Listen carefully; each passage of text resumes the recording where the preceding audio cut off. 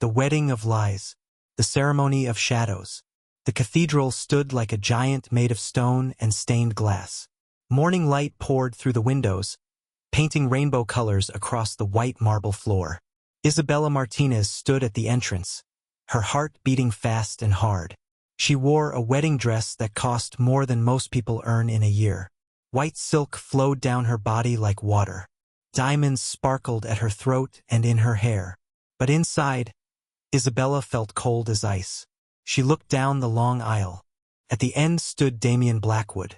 Tall, handsome, powerful. His dark suit fit him perfectly. His black hair was styled back from his face. His gray eyes watched her.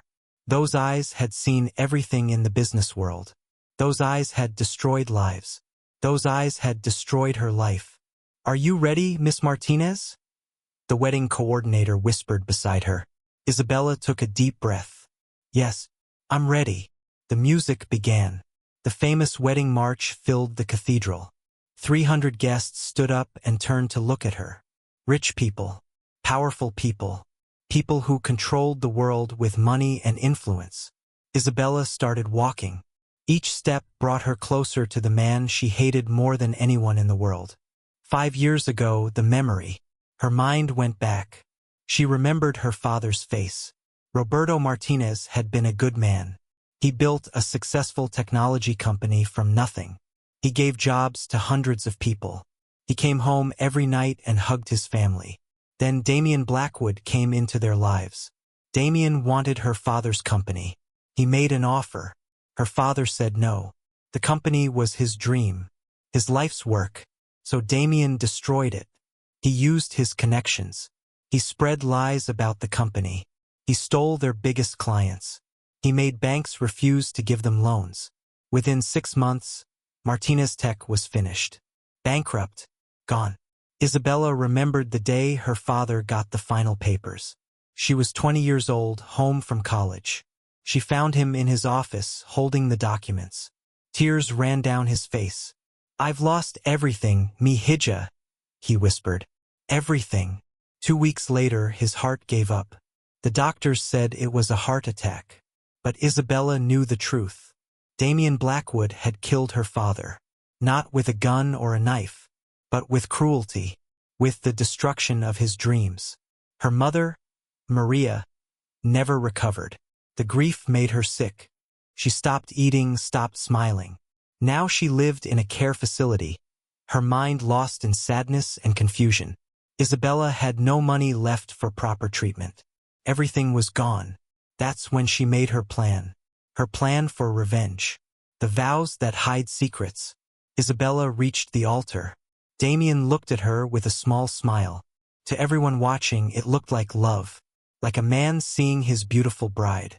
But Isabella saw something else in his eyes, something that made her nervous. Was it amusement? Did he think this was funny? "You look beautiful," Damian said softly. His voice was deep and smooth. "Thank you," Isabella replied. Her voice was sweet and gentle, the voice of a woman in love. All lies. The priest began the ceremony. Isabella barely heard the words. Her mind was racing through her plan, the plan that took 3 years to put together. After her father died, she had investigated everything. She dug through records. She talked to people. She learned everything about Damian Blackwood. She learned he was ruthless in business. She learned he trusted no one. She learned he had never been in love. He had relationships, but they were cold. Business arrangements, really. So Isabella created a new person. She changed her appearance slightly. She used her mother's maiden name, Isabella Reyes. She got a job at a company that worked with Blackwood Industries. She made sure to be at the right parties, the right events. And she made Damian notice her. It wasn't hard. Isabella was beautiful and smart. But more than that, she acted like she didn't care about his money or power. She challenged him. She interested him. 6 months ago, he asked her to dinner. 3 months ago, he told her he wanted to be with her. 1 month ago, he proposed. And now, here they were. "Do you, Damian Blackwood, take this woman to be your wife?" the priest asked. "I do," Damian said. His gray eyes locked on hers. Do you, Isabella Reyes, take this man to be your husband? Isabella felt hatred burn in her chest, but her face showed joy. I do, she said. The priest smiled. Then by the power given to me, I now pronounce you husband and wife. You may kiss the bride. Damien stepped closer. He put his hand on her waist. The other hand touched her cheek gently. Then he kissed her. Isabella had kissed him before, of course. Many times during their fake relationship. But this kiss felt different. It was possessive, like he was claiming ownership. When he pulled back, he whispered in her ear, so quiet that only she could hear. The game begins now, wife. Isabella's blood turned cold. What did he mean? The first night. The wedding reception was held in the grand ballroom of the city's most expensive hotel. Crystal chandeliers hung from the ceiling like frozen waterfalls. Round tables were covered in white cloth and decorated with roses. A string quartet played soft music in the corner. Isabella and Damien sat at the head table. They held hands and smiled. They cut the cake together.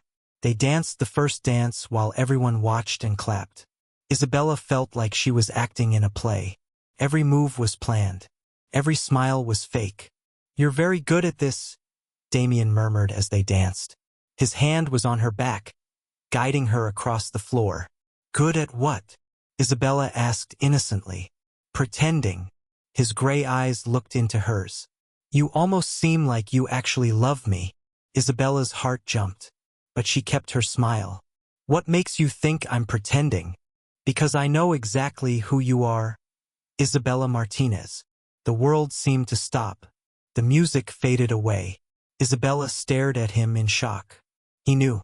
He knew her real name. He knew everything. That's right, Damien said, his voice smooth and calm. Did you really think you could fool me? I've known who you were from the moment we met. Isabella felt panic rising in her chest, but she forced herself to stay calm. I don't know what you're talking about. Don't lie. Not now. We're past that. Damien smiled, but it wasn't a nice smile. You're Roberto Martinez's daughter. You came here for revenge. You wanted to get close to me, learn my secrets, destroy me the way I destroyed your father. You admit it then, Isabella hissed, her fake sweetness disappearing. You admit you destroyed him.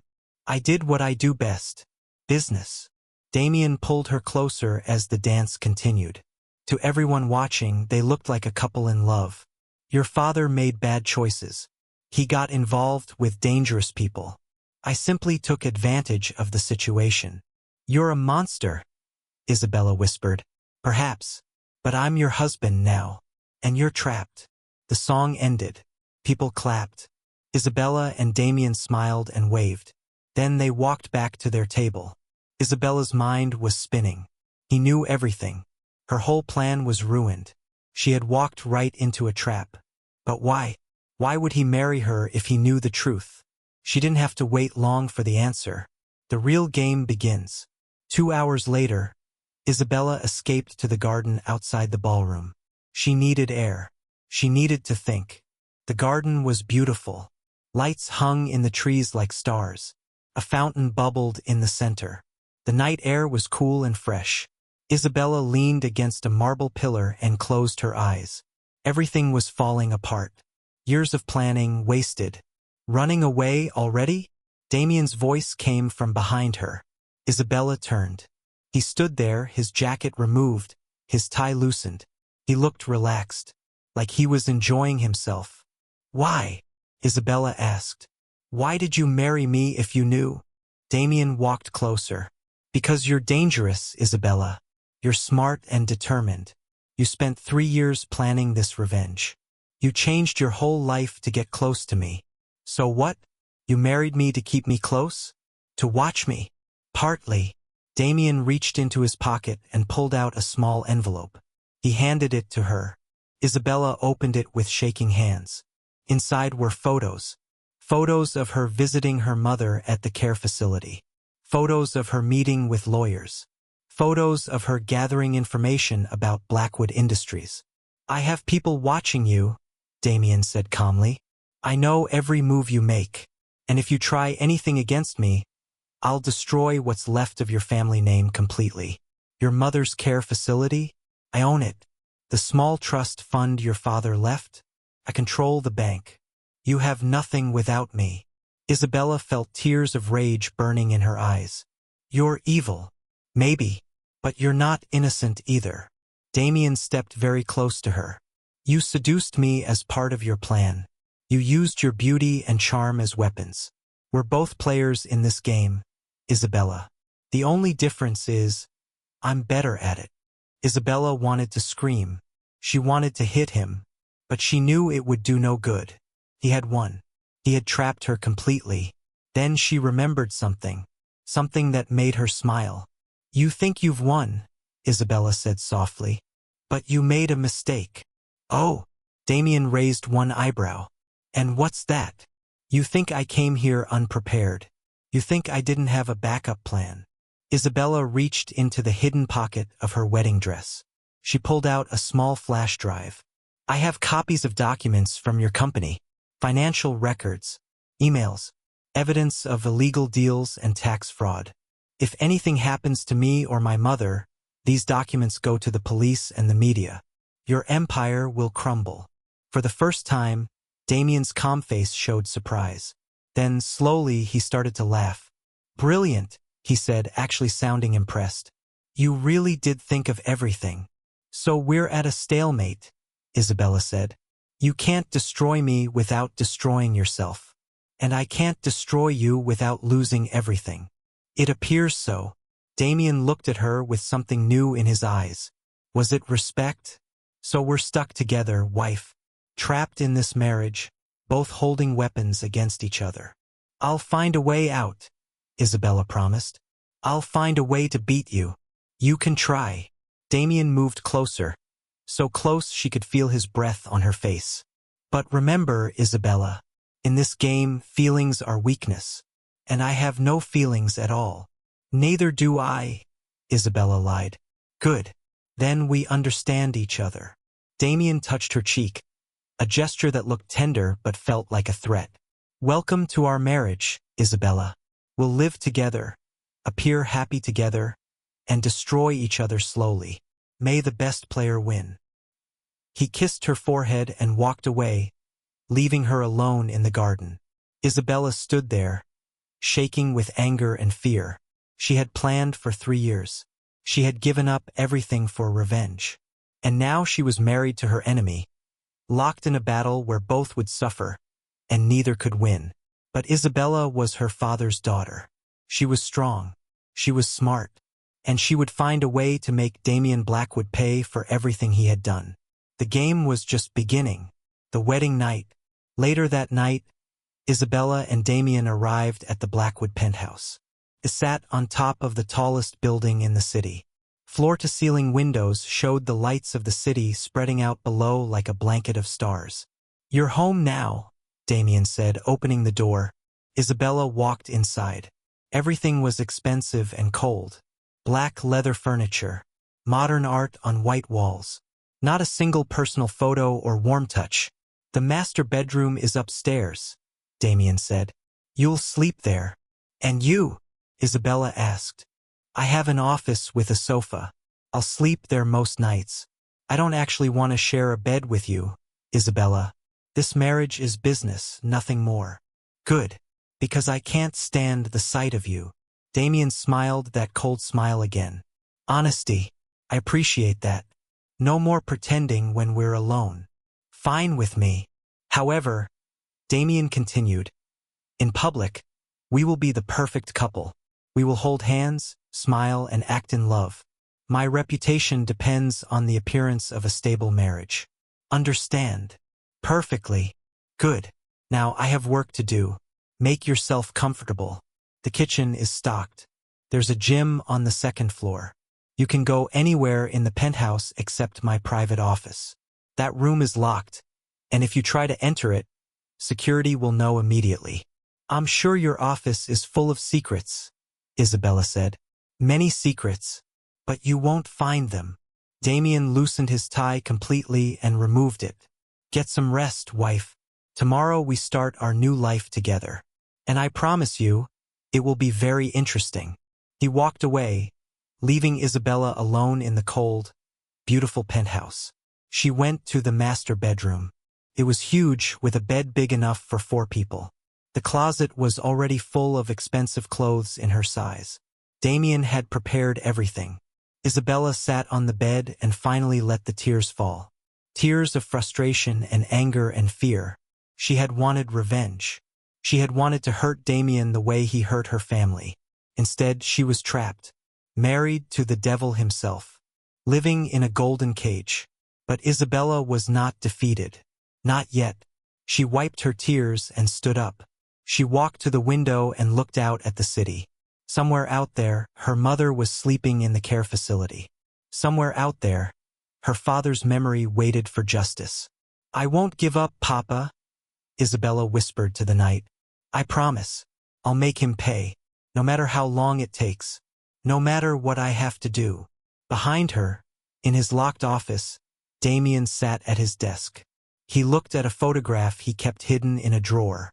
A photo of a young girl with dark hair and bright eyes. A girl he had met once many years ago. A girl who looked exactly like Isabella. "This is going to be more complicated than I thought," he murmured to himself.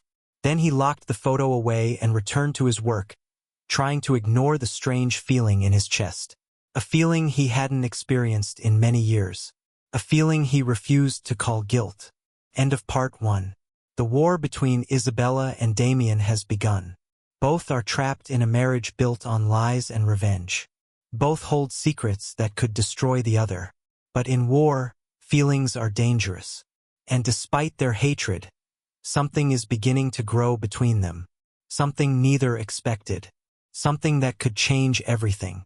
Continue to part 2 to discover what happens when enemies are forced to become allies. Welcome to Fallen Hearts Chronicles. If you enjoyed this story, please hit the like button and subscribe to the channel for more romantic drama stories. Comment below. Do you think Isabella will get her revenge? Or will Damien win this dangerous game? See you in part 2. Dangerous Games and Hidden Feelings. Living with the enemy. 3 months had passed since the wedding. 3 months of living in the beautiful prison called Blackwood Penthouse. 3 months of pretending and plotting and playing the role of loving wife. Isabella woke up early, as she did every morning. The sun was just rising over the city, painting the sky in shades of pink and gold. She got out of the enormous bed and walked to the window. Below, the city was starting to wake up. Cars moved through streets. People hurried to work. Normal people with normal lives. People who weren't married to their worst enemy. Isabella showered and dressed carefully. Today she would go to Blackwood Industries for the first time.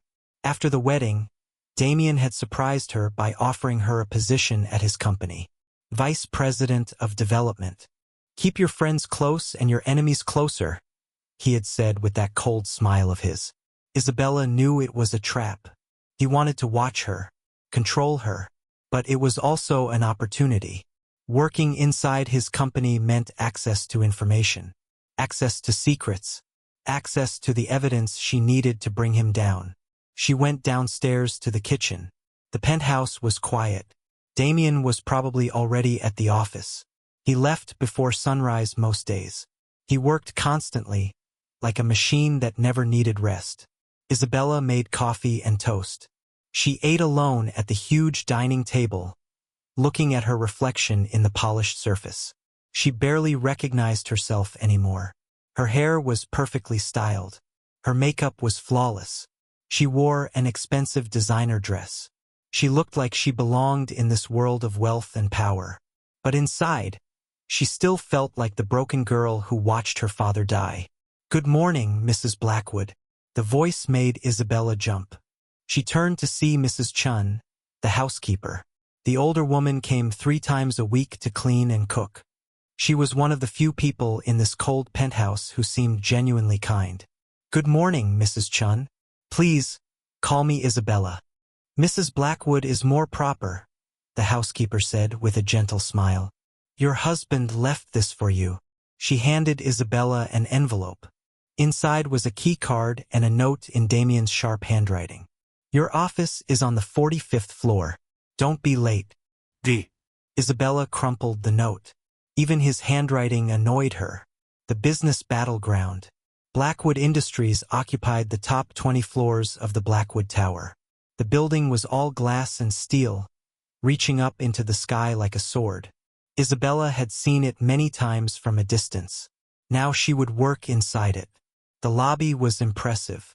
Marble floors, modern art, security guards in perfect suits. Everyone moved with purpose and efficiency. Mrs. Blackwood, a young woman, approached her.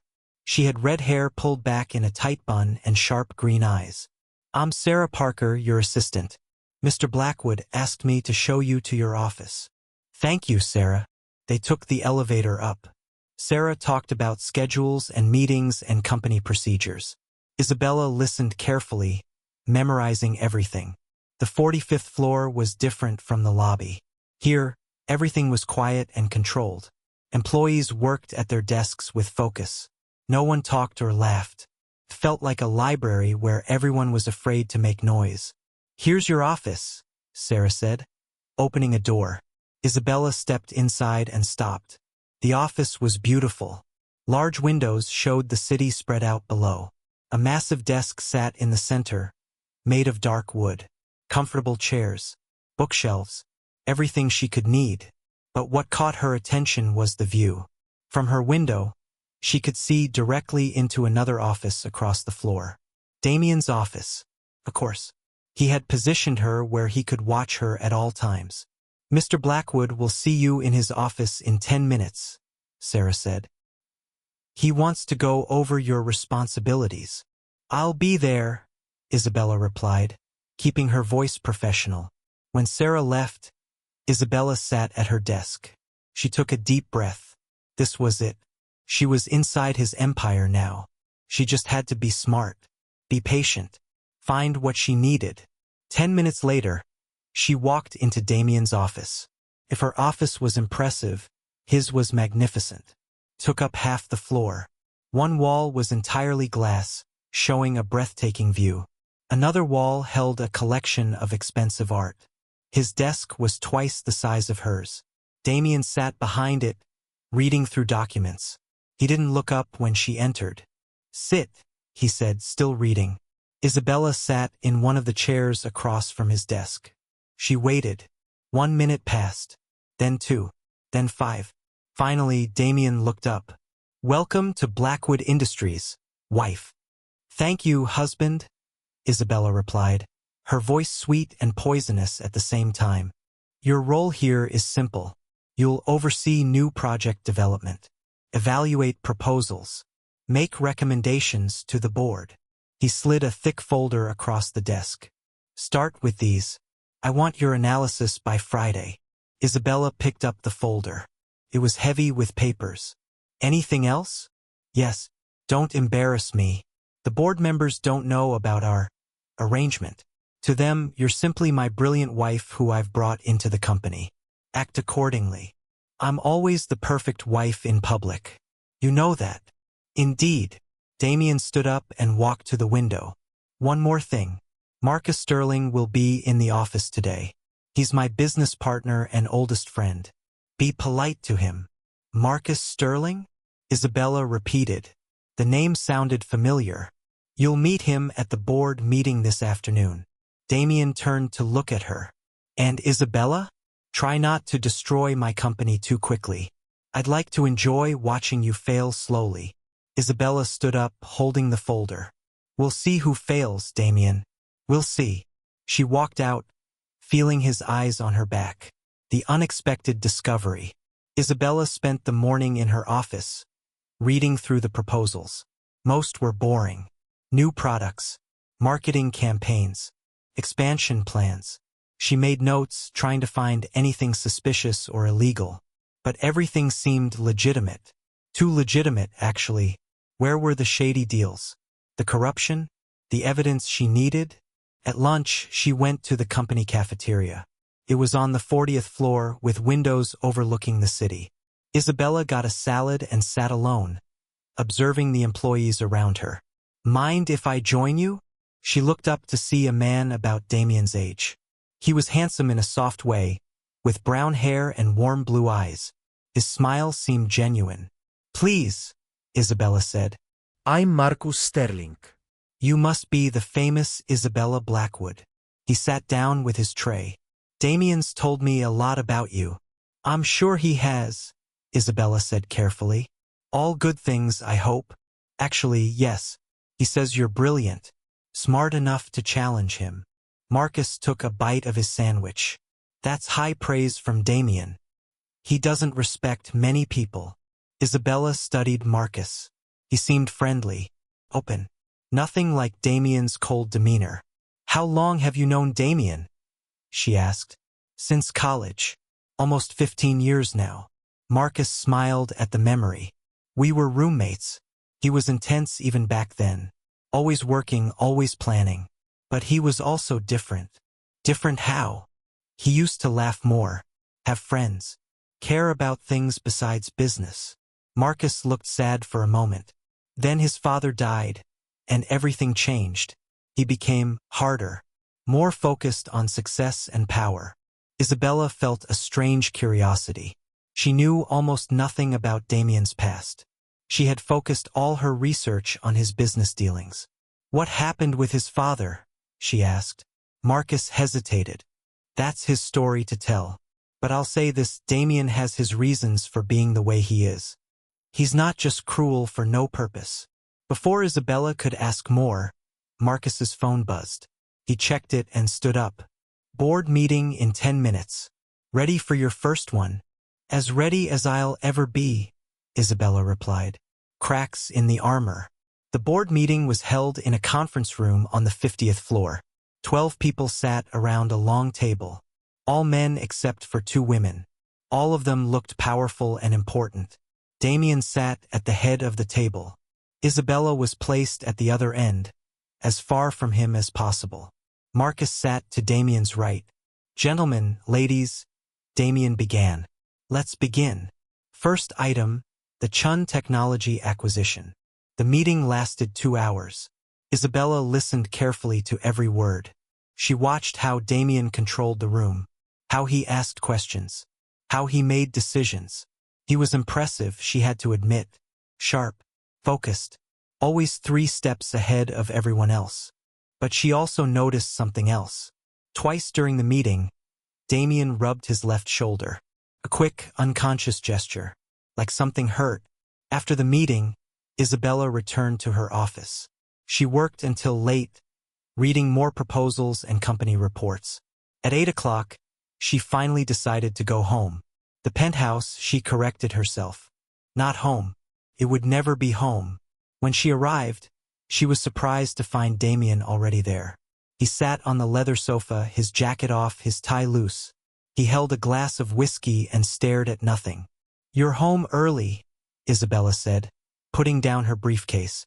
"I live here, remember?" Damien didn't look at her. "Barely. You're usually at the office until midnight." "Not tonight." Isabella noticed the whiskey bottle on the table. It was half empty. Damien wasn't drunk, but he had definitely been drinking. "Are you okay?" The question came out before she could stop it. Damien finally looked at her. "Why do you care?" "I don't," Isabella said quickly. "I was just making conversation." "Don't. We don't do that." Damien took another drink. "You hate me. I've trapped you. We both know where we stand." Isabella should have agreed, should have gone upstairs and left him alone. But something made her stay. "Marcus told me about your father," she said quietly. Damien's expression hardened. "Marcus talks too much. He didn't tell me details. Just that something happened. It doesn't matter. It was a long time ago. It clearly still affects you." "Isabella." Damien's voice was a warning. "Don't try to understand me. Don't try to find hidden depths. I'm exactly what I appear to be: ruthless, cold, and dangerous. Your enemy. I know that." "Good." But as Isabella walked upstairs, she felt confused. Because for a moment, sitting alone with his whiskey, Damien hadn't looked ruthless or cold. He had looked tired, hurt, human, and that made him more dangerous than ever. The night of nightmares. That night, Isabella couldn't sleep. She lay in the huge bed, staring at the ceiling. Her mind kept replaying the day. Marcus's words. Damien's tired eyes. The way he rubbed his shoulder like it hurt. She told herself she didn't care. She couldn't care. Caring was weakness. At 2 a.m, Isabella heard a sound. A shout. Came from downstairs, from Damien's office where he slept. She should ignore it. It was none of her business. But the shout came again. This time it sounded like pain. Isabella got out of bed and went downstairs. She stood outside the office door, hesitating. Then she heard Damien's voice, rough and desperate. No. Father. Please. I'm sorry. He was having a nightmare. Isabella opened the door. The office was dark except for the city lights coming through the windows. Damien lay on the sofa, tangled in a blanket. His face was covered in sweat. His body shook. Don't. Please. He mumbled, lost in the nightmare. Isabella knew she should leave. This was private, personal. But something made her move closer. Damien, she said softly. Wake up. He didn't respond. The nightmare held him trapped. Isabella knelt beside the sofa. She reached out and gently touched his shoulder, the left one he had been rubbing. She felt a ridge under his shirt. A scar. Damien, she said more firmly. It's just a dream. Wake up. His eyes opened suddenly. For a moment he looked lost and afraid. Then recognition came, followed by anger. What are you doing here? He demanded, sitting up. I heard you shouting. I thought. Isabella stood up quickly. Never mind. I'm sorry I bothered you. She turned to leave, but Damien grabbed her wrist. Not hard, but enough to stop her. Wait, he said. His voice was different, quieter. What did you hear? Nothing. Just shouting. I don't believe you. Isabella met his eyes. In the darkness, they didn't look cold. They looked vulnerable. You were calling for your father, she said honestly. Telling him you were sorry. Damien released her wrist and looked away. I have nightmares sometimes. It's nothing. It didn't sound like nothing. Isabella, go back to bed. Please. There was no command in his voice. No coldness. Just tiredness. Isabella should have left. Instead, she sat down in the chair near the sofa. What happened to your shoulder? She asked. Damien was quiet for a long moment. Then, surprisingly, he answered. My father broke it. I was 16. I questioned one of his business decisions. He didn't like being questioned. Isabella felt a shock go through her. He broke your shoulder for disagreeing with him? He broke a lot more than that over the years. Damien's voice was flat, emotionless. My father was a great businessman. Everyone respected him. But at home, he was a monster. He beat my mother until she left when I was 10. Then he focused all his anger on me. That's terrible, Isabella whispered. It made me strong. It made me who I am. Damien looked at her. Is this what you wanted to know? Does it make you happy to learn that I suffered too? No, Isabella said, and realized she meant it. It doesn't make me happy at all. They sat in silence. The city lights flickered beyond the windows. The world outside kept moving, unaware of this strange moment between two enemies. You should hate me, Damien finally said. I deserve your hatred for what I did to your father. I do hate you, Isabella replied, but the words felt less true than before. Good. Don't stop. Hate keeps you strong, keeps you from being weak. Damien stood up and walked to the window. Go back to bed, Isabella, and don't come down here again. I don't want your pity. Isabella stood up. She walked to the door, then stopped and looked back. I don't pity you, Damien, but I'm starting to understand that nothing is as simple as I thought. She left him standing alone in the darkness, staring out at the city he had conquered but couldn't escape. The common enemy emerges. The next morning, everything returned to normal. At breakfast, Damien was cold and professional again. At the office, he barely acknowledged her. The vulnerable man from the night before was gone, hidden behind walls of ice. Isabella tried to focus on work. She had more proposals to review, more company records to search through. She was determined to find something, anything, that would give her leverage against Damien. At 2 o'clock, Sarah knocked on her door. "Mrs. Blackwood, Mr. Sterling has called an emergency board meeting. You're requested to attend." "Emergency? What happened?" "I don't know." But Mr. Blackwood looked very angry when he got the news. Isabella hurried to the conference room. The board members were already gathering, talking in worried whispers. Damien stood at the head of the table, his face like stone. Marcus looked pale and stressed. When everyone was seated, Damien spoke. "We have a problem.